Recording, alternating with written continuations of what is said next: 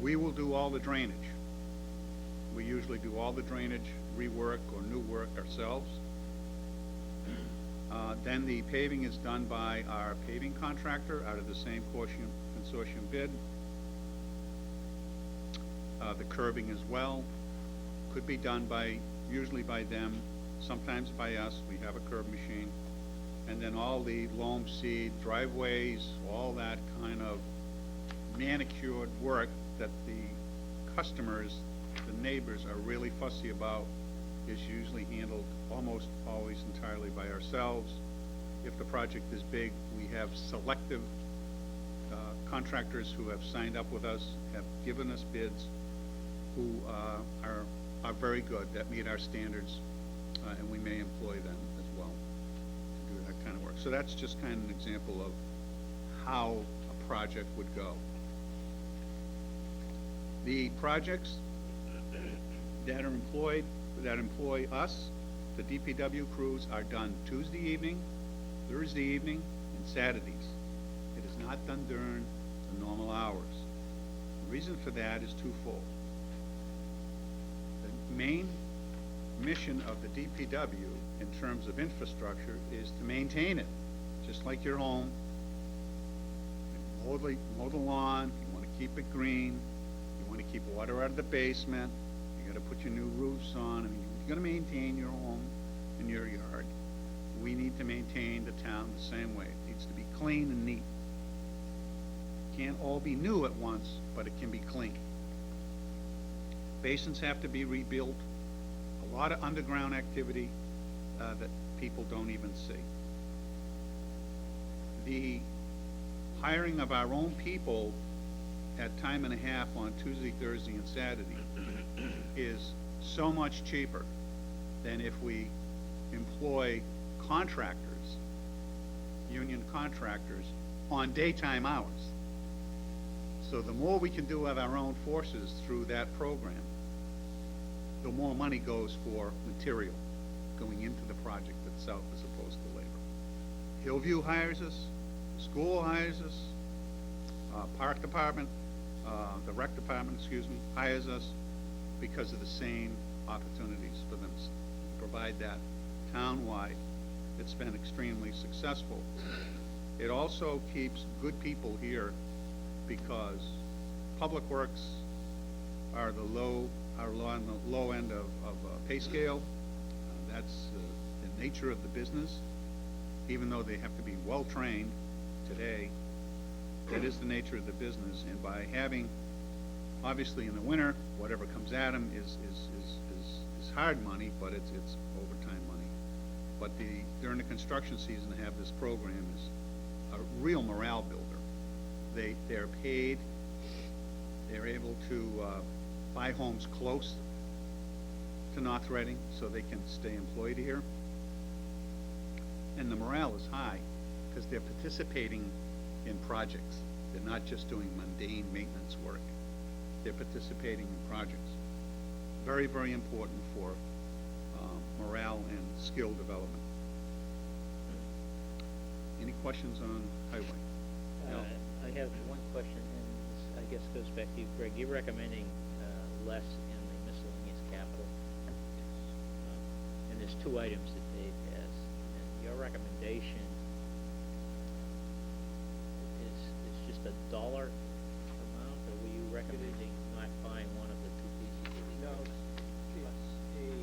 it's a dollar dilemma that we had to make the budget balance. Our thought is that we have flexibility with capital to defer those items until either as we get closer to the April town meeting, or defer them to October. You'll see that consistently throughout in all the other budget presentations. Bob? Oh, Go ahead.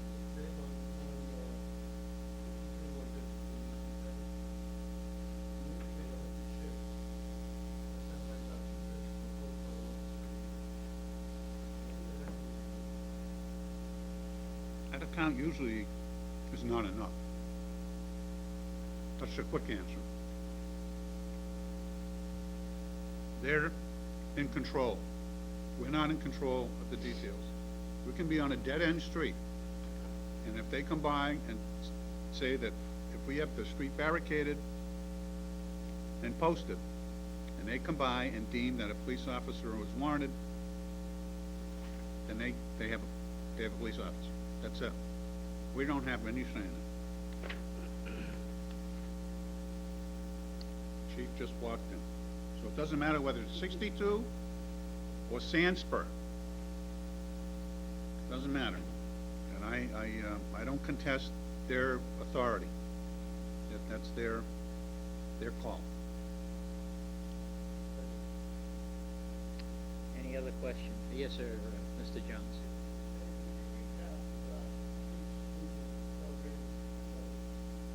Sure.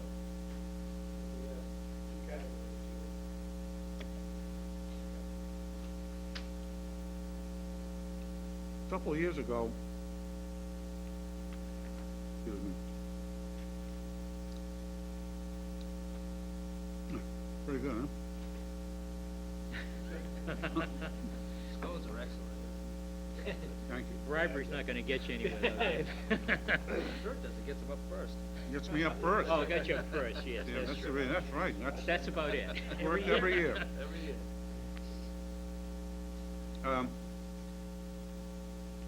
We used to do our sweeping through the consortium bid. And there was a time when there was 3 or 4 sweeping companies that would bid. American Sweeping has bought up all these smaller companies. And so it's really them and nobody else. And 2 things have happened. The costs have gone out of sight, and they do lousy work. Our specs always called for machines that were 3 to 5 years old at the most. After 5 years, a sweeper is down more than it's up. It's a self-destructing machine, as you can imagine. So we went to the board and the FinCom members that remember, and we said, we got to get a sweeper, and here's what we'd like to do. Rather than put it through capital, where we need to ask for it every 5 years, what we want to do is put it in the operating budget as a lease. We'll lease it for 5 years, and then we'll dump it. We'll just trade it in, we'll get a good price for it, and then we get a new one. Just think about leasing a car, we're going to lease a sweeper. It's the best plan that we could think of in terms of making us get rid of that machine, because the tendency, if you got it through capital, it's 5 years old, we can make another year, and then you had a couple of years where there's no money for capital. And now you're in the same boat as you had with American Sweeping. And no lie, you go buy a gutter and sweep it up, and you leave bolts and screws behind it. That's how bad it can be. Plus, all of a sudden, it just doesn't start, it stops sweeping. It just doesn't do the job. It just kind of pushes stuff around. The other piece is that if we have a hard, heavy winter and we have a lot of material out, we may need some help in the spring from, there's some contractors that own sweepers. They're not sweeping companies, but there are contractors that own sweepers. And we can bring them in for a week or 2 to help us out. So that's part of the mix as well. So that's the plan for street sweeping. Last year, we did it all by ourselves. We like to have it all, the town all done by 4th of July. That's our goal. Have everything done with it. Oh, boy. Good question. I mean, off the top of my head, if you did the math, but I think we're looking at 120, 130.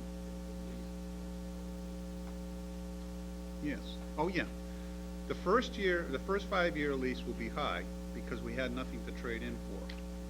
So the second machine that we get, actually the lease will be less because we'll have something to trade into and obviously we'll get something off the top of that amount. So this is a lease that basically, at the end of term, It's we own it. right, and we'll just flip it. I think when, you discussed this back a couple of years ago, there was some talk about community sharing. Mm-hmm.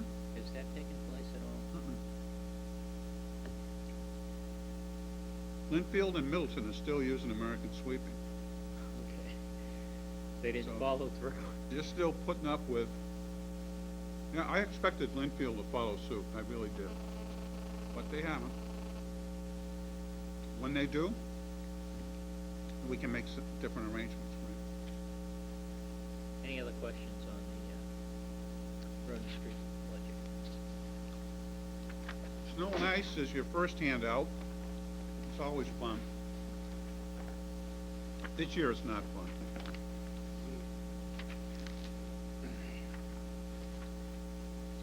Snow and ice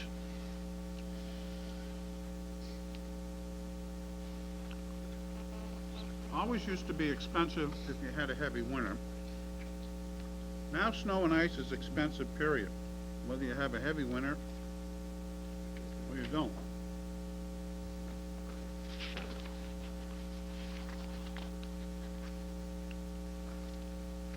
What you have is your 10-year average, your last 10 years, and you can see how erratic it is. When you look at a historical average of 48 inches, first 5 years, first 4 years, but then after that, it's really wacky. It's just hard to guess. El Ninos, global warming, take your pick, but we have more snow now, or as much than we did all of last year. The two tables that are behind it, the one to date, and the asterisks, the asterisks and the spaces are, it means that the labor costs hadn't been calculated as of yesterday. We didn't get all the time cards in yet. But you can get a look at the cost drivers. Of course, if it's on weekends, people are making time and a half. If it's after hours, it's time and a half. But the materials are out of sight. I mean, 15 years ago, salt was maybe $15 a ton. Now it's $55 a ton. And what it is, it just seems as though those kinds of commodities that are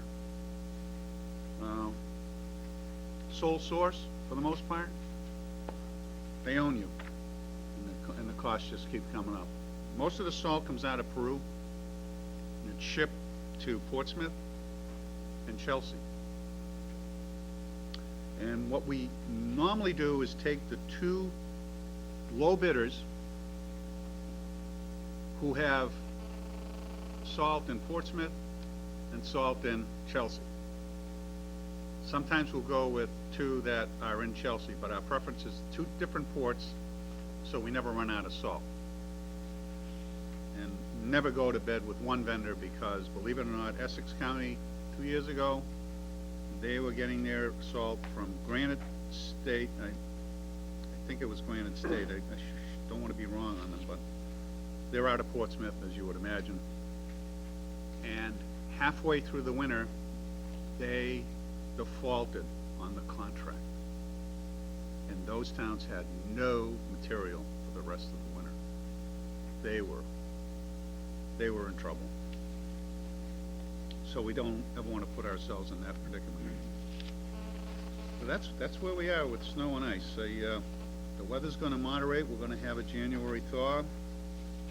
The original forecast was dry and cold, because the southeast was in drought, and the northeast is supposed to be dry and cold through the heart of the winter. Hopefully that's the change after we get our warming. We could use a break. I wanted to remind you about that. I don't know if the board members realize it, but I went to one of your public works meetings, and Dave was doing weather forecasting. Well, I volunteered. Thus far, you haven't been on track. No, I I don't want haven't. to embarrass you, but It's quite all right.